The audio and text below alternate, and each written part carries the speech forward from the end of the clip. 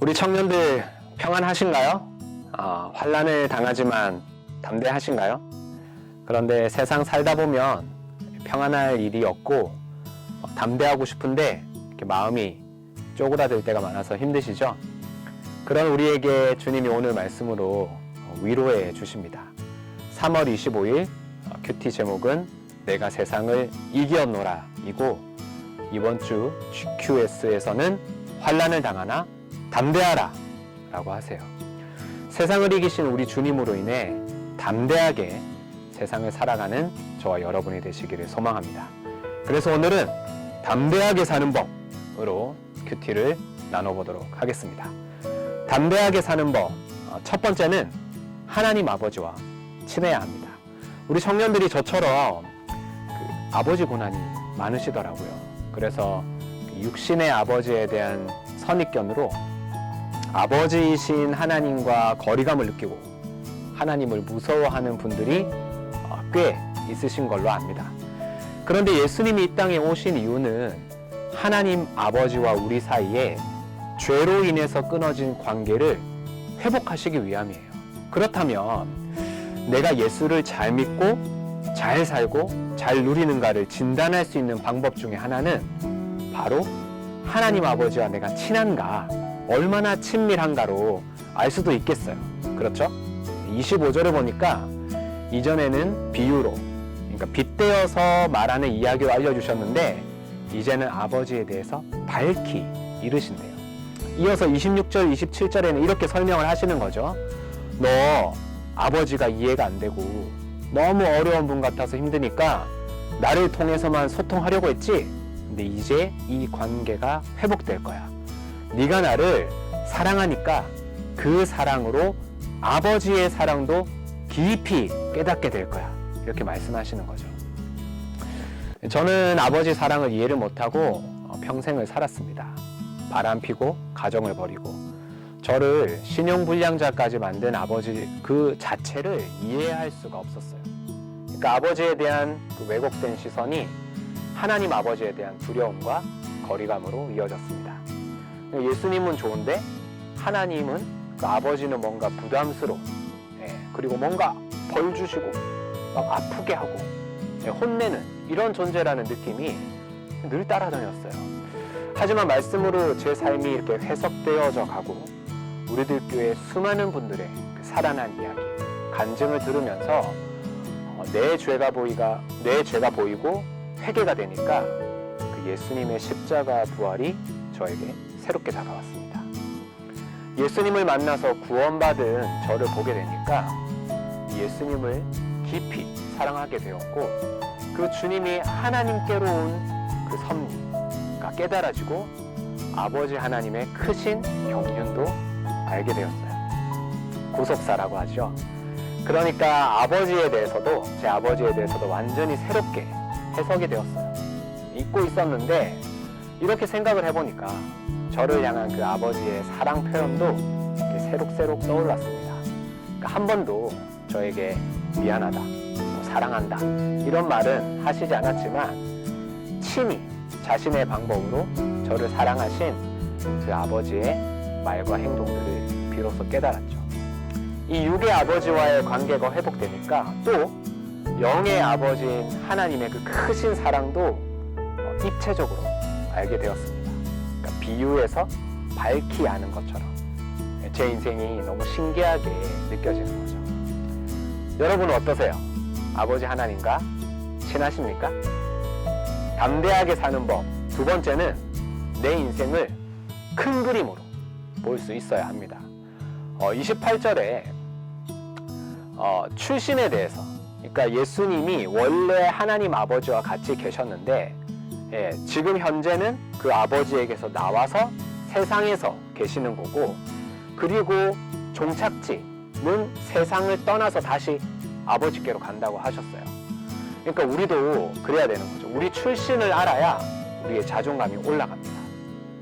그리고 우리가 이 땅에서 떠나서 우리의 종착지를 알아야 지금 내 삶에 자신감이 생기는 거죠.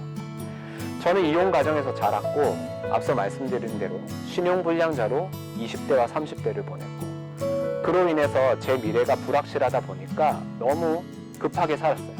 아웅다웅하고 만족이 없고 감사가 없고 참 근심을 많이 하면서 살았는데, 오늘 말씀을 보면서 생각해 보니까 내가 내 출신에 대해서 정확히 깨닫지 못했구나. 그리고 내가 가야 할 곳, 종착지에 대한 확신이 없으니까 지금 현재 살고 있는 내 삶에서 이 현재에 담대할 수가 없었구나. 여러분의 출신은 하나님 아버지입니다. 그것이 우리의 자존감이 되어야 돼요. 그리고 우리가 함께 가야 할 인생의 종착지는요, 다시 아버지의 품입니다. 천국이죠.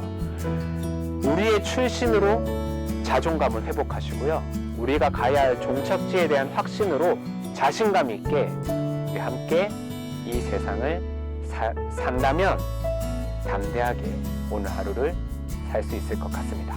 마지막 세 번째, 무엇에 담대해야 하는지를 알아야 합니다. 29절 30절을 보면요, 제자들이 이렇게 말을 해요. 저 알아요. 그리고 믿는다라고까지 하죠. 막 담대합니다. 그런데 예수님이 그 제자들에게 뭐라고 대답하시냐면 31절에 아이고 이제는 너네가 믿냐? 그런데 32절에 너네 다 각각 제 곳으로 흩어질 거야. 그리고 나를 혼자 둘 거야. 이렇게 말씀하세요. 근데 이거를 미리 말씀해 주시는 이유가 뭐냐면 흩어지고 난 후를 위해서 말씀해 주시는 거예요. 그러니까 지금 막 저 알아요, 믿어요. 그거에 대해서 아유 그래 잘했다. 아유 그래 너네 대단하다. 이게 아니라 너네는 결국 흩어질 죄인이고 연약한 존재이고 부족한 사람인데, 근데 그게 끝이 아니라 거기서부터 시작이기 때문에 이 말씀을 미리 해주신다는 거죠.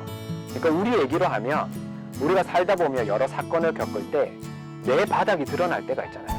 너무 보고 싶지 않고 인정하기 싫은 내 모습을 내가 직면해야 될 일이 있잖아요. 제자들은 3년을 쫓아다닌 그 예수님을 부인하고 도망치고 흩어질 때겠죠.